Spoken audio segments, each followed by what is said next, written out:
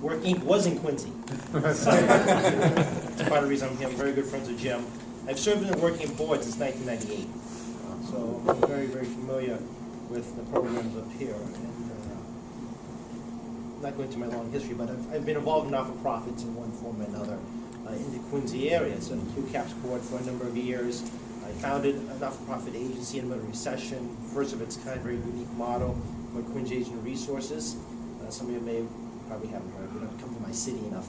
But finding a not-for-profit, building one in the middle of recession is very, very challenging. Believe me.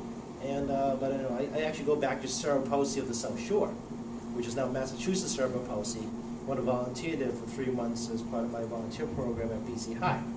I work with kids with cerebral palsy and spina bifida and MS, and I'm extraordinarily sympathetic and understanding of the disability community as well as people with needs. So, with that said, I think there's some things lost in the message in the world about not-for-profit agencies, because I'm a huge not-for-profit advocate, because the jobs, their local economic stimulus, as has been pointed out, they don't go anywhere. The human services here, you don't outsource it. But it's really hard times right now, because I'm just old enough to remember that health insurance was cheaper, and not-for-profits offered very generous health insurance benefits in exchange for poor salaries. They offered very good vacation benefits in exchange for very poor salaries. Those days are gone, and it's very tough. And nothing's worse than sitting on a board like Work Inc. and discussing layoffs, and discussing cuts, and discussing how we're going to keep employee retention. And this applies for both when the economy is really good and really bad. And people like Melanie has to do 2 jobs, and I've heard stories when Jim will do 3 jobs. 70 hours a week just to make ends meet at home. And as the costs rise and the salaries don't, they got to make ends meet in other ways. And I did 3 jobs in college. I have debt till I die. I'm confident of that. But it is really, really hard out there. And I think that's part of the message in the not-for-profit community that has to really, really get out. I employ 15 people. They live in your community. If I go under, they go out in the streets. Where are they going to go? Unemployment's 8.2%. Where are you going to send them? And I'm going to tell you right now, people are going to look at you like, well, they can get a job. I love that story from people when I go on the streets. Oh yeah, anybody can get a job. There's plenty of jobs out there. They're just too lazy to get it. I'm like looking at them, are you kidding me? Freaking, KFC on the corner of my street has not had a looking for employees sign in 3 years. No. They're not teenagers working these places anymore. They're middle-aged people who are trying to make ends meet. They'll take an older person over the younger person because they're generally more responsible. That's the, people got this disconnect out there that I noticed, but no one else is. And the not-for-profit world is a variable economic engine that, not to beat up on the administration, but I don't think they quite fully grasp, on the larger scheme. They're talking about, green energy. They want to build, solar plants that went to China. You shouldn't pick on the Chinese. Bad for me. But just saying. But that was around. I remember. I won't say I was around. I've been around long enough. When Fidelity got their cut, when Fidelity left the state. I remember Fidelity got their tax break. I remember the first thing they did was move to Rhode Island. We moved the headquarters from Boston to Rhode Island. People forget that too. I'm just old enough to remember a few things. So, and no one wants to talk about that in the media. Why is that? Meantime, not-for-profits are struggling to raise money. I mean, let's think about this. It's government cutbacks, economy's bad on regular folks. You can't be as generous. Financial industry melts down.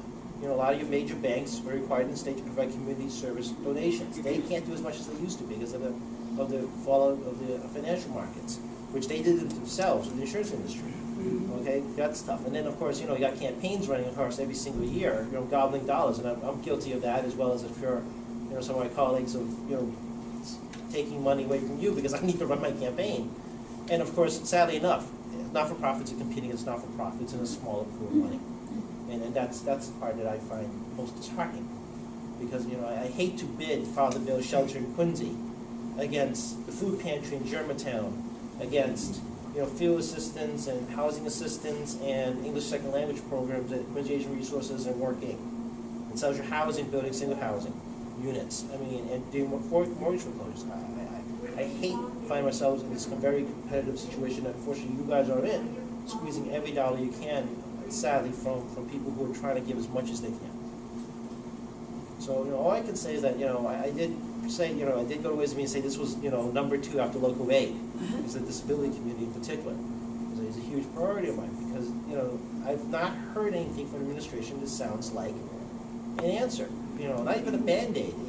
This is 8 years of this now, and I can't stand this anymore. And generally, people smart.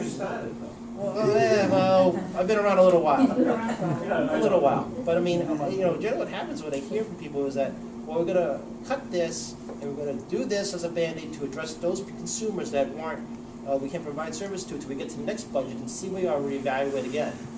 There's none of that going on. This is just straight up cutting. And they presume because we privatize, I hate to use the word privatize, but that's what we have, privatized a lot of human services, that you guys can, figure it on your own. Well, as a member of Workings Board and QCAP Board and Quincy Research Board that I've sat on, I still sit on Workings Board, we kind of look at our numbers and go, well, how? We've got restricted government funding.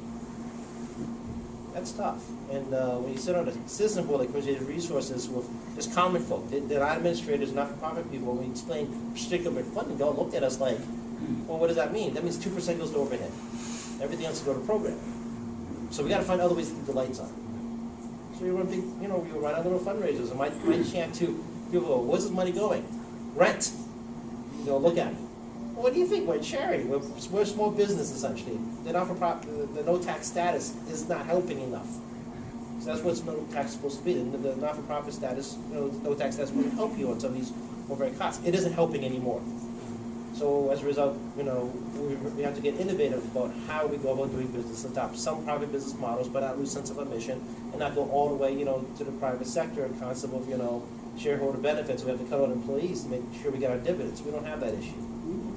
But at the same time, though, we do have, I've noticed in not-for-profits at my local level, and some are working as well. We have to adopt a few private sector models and try to keep services going for people who need it the most, because there's nowhere else to go. And I'm not willing to go back 45 years to what we used to do with institutionalization and abandonment and, throwing them in the corner of a stage where no one can see them.